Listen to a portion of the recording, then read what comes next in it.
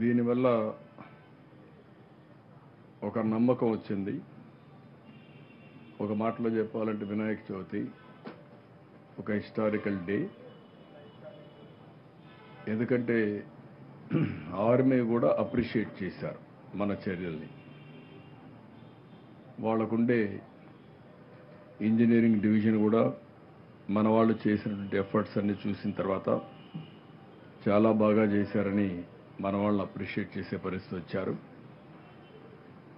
4 రోజులుగా నిమ్మల రామానాయుడు, అదే మరిగా హెచ్ఆర్ మినిస్టర్ లోకేష్ వీళ్ళంతా అక్కడే రిపీటెడ్గా ఫోకస్ చేసి దీన్ని పూర్తి చేయగలిగారు.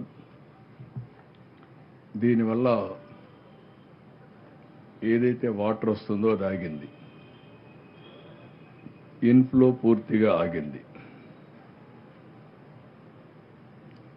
ఇది ఒక చరిత్రలో చేసిన తప్పుని కరెక్ట్ చేయడానికి ఒక హెర్కులస్ టాస్క్ అయింది ఒక ప్రభుత్వం.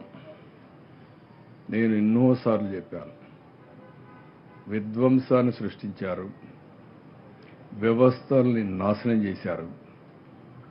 ఎక్కడికక్కడ ఇలాంటి నేను ఒక్కసారి కాదు 5 ఏళ్లు పోరాడాం. ఒక్క డ్రైన్ రిపేర్ చేయలేదు, ఒక్క వర్క్ చేయలేదు, ఒక ప్రాజెక్టులో ఒక షట్టర్ మెయింటైన్ చేసే పరిస్థితి లేదు, గేట్లు కూడా మెయింటైన్ చేసే పరిస్థితి లేదు. ఈ ప్రభుత్వం గడిచిన ప్రభుత్వంలో అన్నమయ్య ప్రాజెక్టు కొట్టుకొని పోయినా, 2 సార్లు గుండ్లకమ్మ గేట్లు పోయినా, ఒలిచెంతల గేట్లు పోయినా మెయింటెనెన్స్కి ఒక్క పైసా పెట్టలేదు. ఈ యొక్క బుడమేరుకైతే 5 వర్కులు శాంక్షన్ చేశాం. ఈ 5 వర్కులు నిలిపేశారు. ఇంకొక పక్కన బుడమేరు మొత్తం ఎన్క్రోచ్మెంట్, ఎక్కడ చూసినా కబ్జాలమయం అయిపోయింది. ఎక్కడ చూసినా వీళ్ళ ఇష్ట ప్రకారం ఇళ్లు కట్టేసే పరిస్థితికి వచ్చారు. ఎక్కడికక్కడ నీళ్ళన్నీ బ్లాక్ అయిపోయినాయి, నీళ్లు పోయే పరిస్థితి లేదు. ఇప్పుడు కూడా చాలా డిఫికల్ట్గా ఉంది. ఇంకొక పక్కన గవర్నమెంట్ ఆఫ్ ఇండియా ఇచ్చిన డబ్బులు, ఆ రోజు ఏదైతే స్టామ్ వాటర్ డ్రైన్ కోసం డబ్బులు ఇచ్చారు, 500 కోట్లు ఇచ్చారు. ఆ 500 కోట్లలో 100 కోట్లు ఎంతో ఖర్చు పెట్టాం. అప్పుడు మిగిలిన డబ్బులు ఉన్నాయి, డబ్బులు ఖర్చు పెట్టకుండా దాన్ని నిర్లక్ష్యం చేశారు. అన్ని పాపాలు కలిసి ఈరోజు ప్రజలకు శాపాలుగా మారాయి. ఇది కాకుండా ఒక హిస్టారికల్గా చరిత్రలో ఎప్పుడూ రానటువంటి వర్షాలు పడ్డాయి. ఇప్పుడు కూడా మళ్ళీ చూస్తే కృష్ణా రివర్ 3 లక్షల పైన మళ్ళా వాటర్ వచ్చే పరిస్థితి వచ్చింది. దీంతో హిస్టారికల్ హై, ఎప్పుడూ రానంత వాటర్ కృష్ణా రివర్లో రావడం, కృష్ణా రివర్ కూడా పొంగడం, గత ప్రభుత్వం చేసిన పాపాలతో ఈ వాటర్ అంతా కూడా బుడమేరు వాటర్ అంతా ఇక్కడ రావడం ఇప్పటి వరకు 7వ రోజు. చాలా బాధేస్తుంది. 7 days చాలా ప్రాంతాల్లో నీళ్ళల్లో ఉన్నారు. వాళ్ళు చూస్తే గుండె తరక్కపోతుంది. ఎంత బాధ అంటే ఎవరికైనా సరే ఒకరోజు భరిస్తారు, 2వ రోజు భరిస్తారు, 3వ రోజు విరక్తి వస్తుంది. ఎంత విరక్తి వచ్చినా చేయగలిగింది ఏమీ లేదు. కరెంటు లేదు, నీళ్లు లేవు, ఓసారి ఫుడ్ అందదు. ఈరోజు నేను న్యూ రాజరాజేశ్వరి పేటకి వెళ్ళాను. అక్కడంతా చూశాను. వీళ్ళు చేసిన పనులకు పైకి నుంచి కొట్టుకొని వచ్చేటన్నీ కూడా బ్లాక్ అయినాయి. ఇప్పుడు రివ్యూ మీటింగ్లో మా ఆఫీసర్ అడగబోతాను. ఆ ప్రాంతంలో ఫుడ్ కూడా అక్కడక్కడ రాలేదని కంప్లైంట్ ఇచ్చే పరిస్థితికి వచ్చారు. ఇప్పటికి కూడా 4 అడుగులు నీళ్లున్నాయి. అక్కడ చూస్తే వాళ్ళందరూ ఎంత బాధపడుతున్నారంటే ఆవేశం ఉంది, బాధ ఉంది, కడాన మళ్ళీ నమ్మకం కూడా ఉంది ప్రభుత్వం మీద. ఆ నమ్మకం ఈరోజు బాధ్యత పెంచే పరిస్థితికి వచ్చింది. ఈరోజు మనం చూస్తే, నిన్న నేను చెప్పాను, మొత్తం ఈ యొక్క బుడమేరు క్లోజ్ చేసినప్పటికీ 1.01 టీఎంసీ నీళ్లు విజయవాడలో ఉన్నాయి. ఈరోజు మళ్ళీ వర్షం పడింది. ఆ వర్షం పడింది కాబట్టి మళ్ళా నీళ్లు పెరిగాయి. ఇన్ఫ్లో ఆగిపోయింది, అవుట్ఫ్లో పెంచాం. కానీ రెయిన్ వల్ల మళ్ళా స్టాగ్నేషన్కి వచ్చి ఇప్పుడు 1.2 1.02 ఆర్ 1.03 టీఎంసీ నీళ్లు వచ్చే పరిస్థితి వచ్చింది. రేపు మళ్ళీ ఈరోజు వర్షాలు పడ్డాయి, రేపు మళ్ళీ వర్షాలు పడతాయంటున్నారు. రెండు కాన్ఫ్లిక్టింగ్ ఉన్నాయి. ఒకటి ECMWF, ఇది యూరోపియన్, ఇది వాళ్ళ లెక్క ప్రకారం బుడమేరు ప్రాంతంలో 0.38 టీఎంసీ నీళ్లు వస్తాయని మొత్తం క్యాచ్మెంట్ ఏరియాలో. అది వస్తే పర్వాలేదు, ఆ నీళ్లన్నీ కృష్ణా రివర్కి వెళ్ళిపోతాయి. అదే మరికి విజయవాడకి 0.09 అంటే 0.09 టీఎంసీ నీళ్లు వస్తాయని. ఇది వస్తే మనం మేనేజ్ చేసుకోగలుగుతాం. IMD బుడమేరు ప్రాంతంలో 1.86 టీఎంసీ నీళ్లు వస్తాయంటున్నారు. 1.86 టీఎంసీ నీళ్లు అంటే ఒకేసారి 10-15 వేలు కూడా వచ్చే అవకాశం ఉంటుంది. దాన్ని ఏ విధంగా హ్యాండిల్ చేయాలో ఇప్పటి నుంచి కూడా కంటిన్యూ చేస్తున్నారు. బ్రీచ్ క్లోజ్ చేశారు, హైట్ పెంచుతున్నారు, దానికి రాత్రింబగళ్ళు పనిచేస్తున్నారు. మళ్ళా ఒకసారి సమీక్ష చేసుకుంటాం, ఇంకా పెంచమని చెప్తాం. సిటీకి కూడా 0.37 టీఎంసీ నీళ్లు వచ్చే అవకాశం ఉందని IMD చెప్తున్నారు.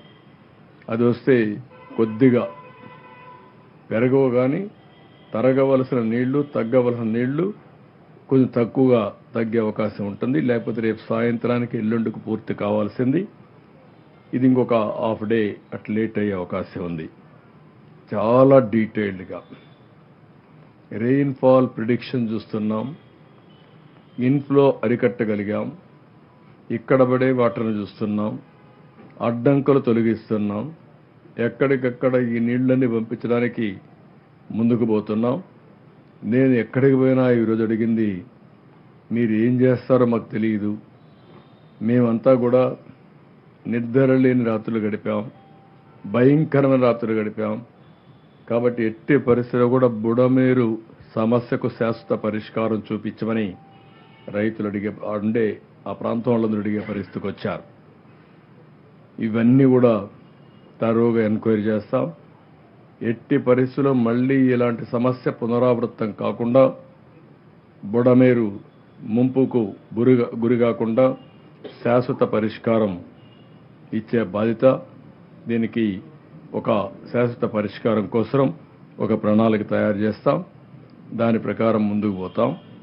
ఇది ఒక మేజర్ ఇష్యూ. 2, ఈరోజే కేంద్రానికి ఫ్లడ్ మీద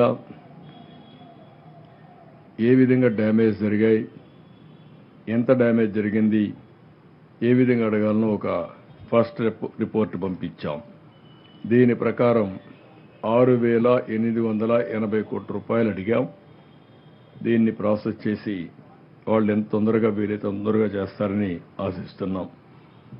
ఇది కాకుండా ఈరోజు రొటీన్గా చేసే పనులన్నీ కూడా చాలా వరకు మేము పంపించేటన్ని కూడా క్లియర్ చేస్తూ వస్తున్నాం.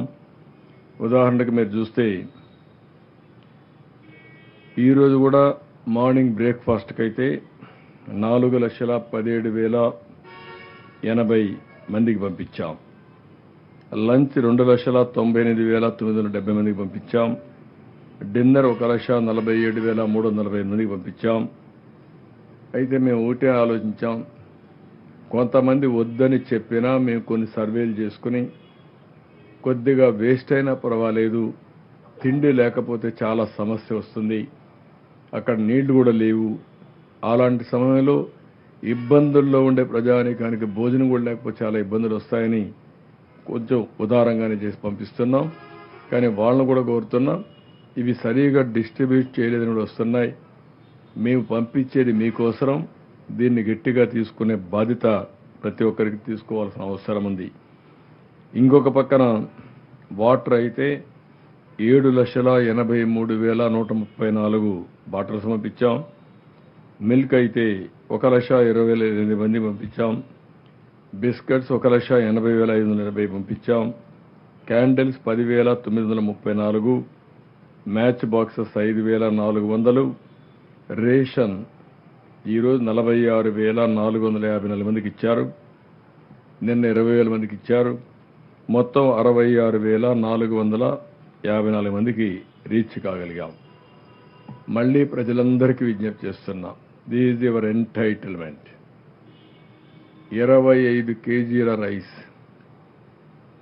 అదే సమయంలో 1 కేజీ చక్కెర, 1 కేజీ కందిపప్పు, 1 లీటర్ పామ్ ఆయిల్, 2 కేజీలు పొటాటో, 2 కేజీలు ఆనియన్. ఇవి ఎవ్వరు ఏం మాట్లాడినా డిమాండ్ చేసి తీసుకునే బాధ్యత మీది. మీకు మెసేజ్ పంపించారు. ఎవరైనా మోసం చేస్తే చొక్కా పట్టి తీసుకోండి. నేను ఆ మాట కూడా చెప్తున్నా. ఎందుకంటే చాలా కష్టపడి మీకు పంపిస్తున్నాం. మా ఆఫీసర్లు ఎక్కడా ఇలాంటి పనులు చేయరు. కానీ మెకానిజం లాస్ట్ మైల్లో ఎవరైనా కావాలని కక్కుర్తిపడినా మీరు డిమాండ్ చేసి తీసుకోవాల్సిందిగా ప్రజలందరికీ విజ్ఞప్తి చేస్తున్నా. దాంట్లో ఏ మాత్రం కూడా రాజీ